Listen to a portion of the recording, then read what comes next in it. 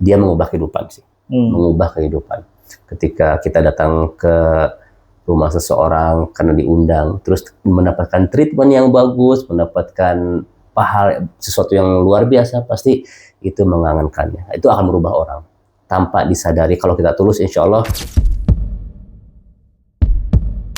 Oke, ini ada satu pertanyaan nih. Ya.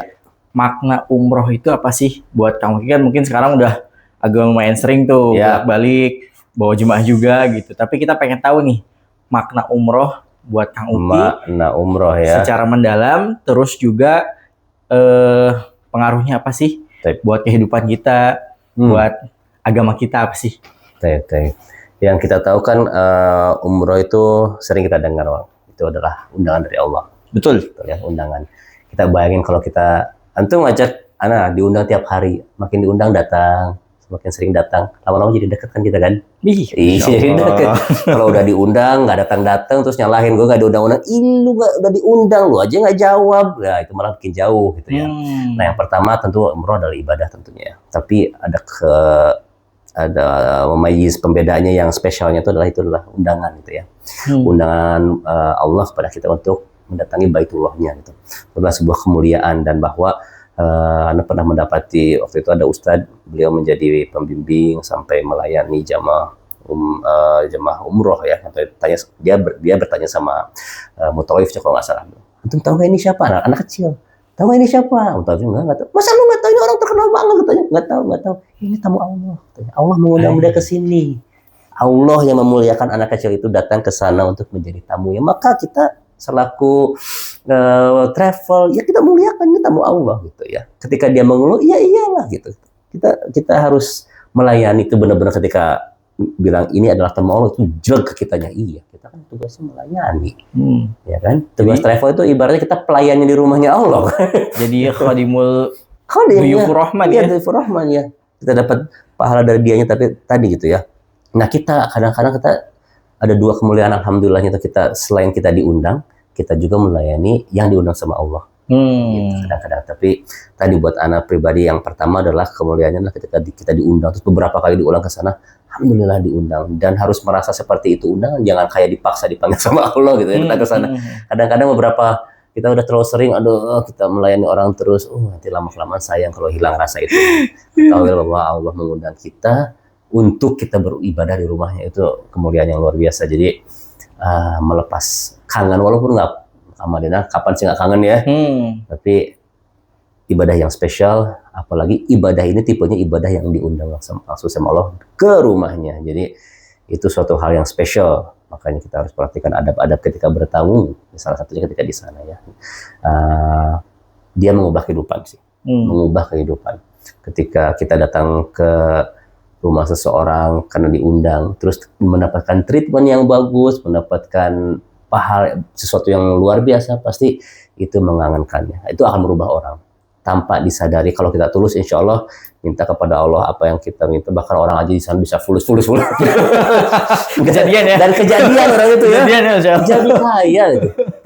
Wallahu a'lam, kita nggak menilai, tapi bisa jadi dia tulus gitu ya. Setelah dia bilang fulus, baru jannah. Dia bisa jadi sekarang dia kaya, minta surga gitu ya. Bisa jadi, tapi melihat ketulusannya bisa jadi, wallahu a'lam gitu. Jangan menilai orang dari situ. Tapi ya kita ada hajah, kita datang ke sana juga, minta dengan tulus, insya Allah kita doakan untuk negara kita, insya Allah supaya lebih baik. Masya Allah. Jadi pastinya ziyadatul khair ya.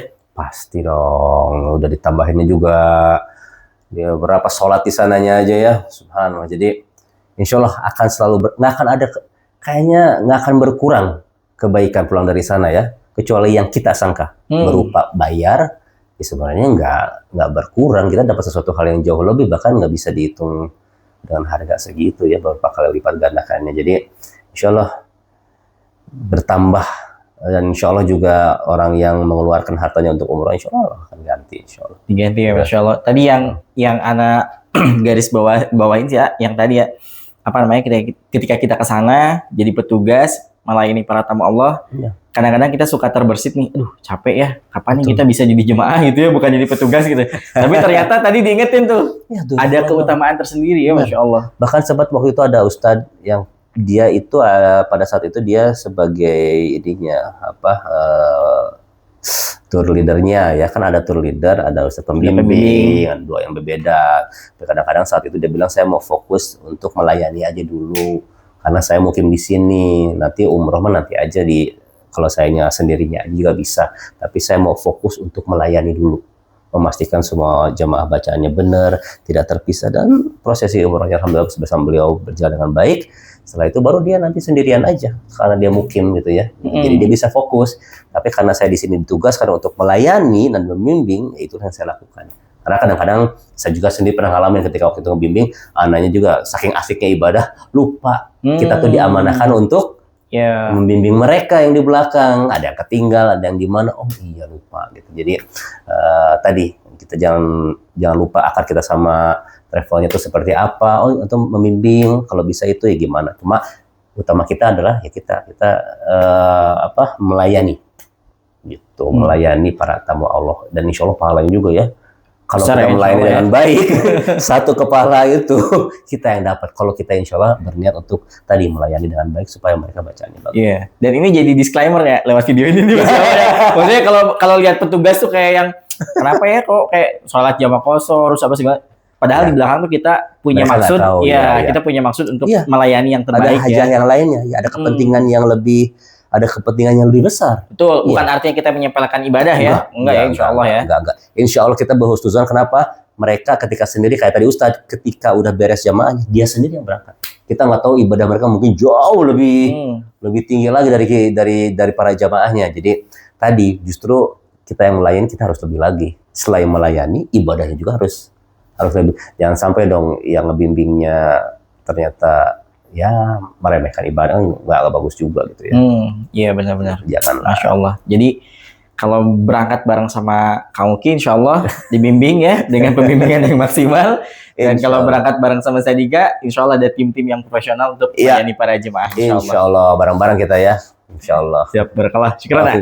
Jazakumullah khairan. Sadika Travel, umroh nyaman, ibadah tenang.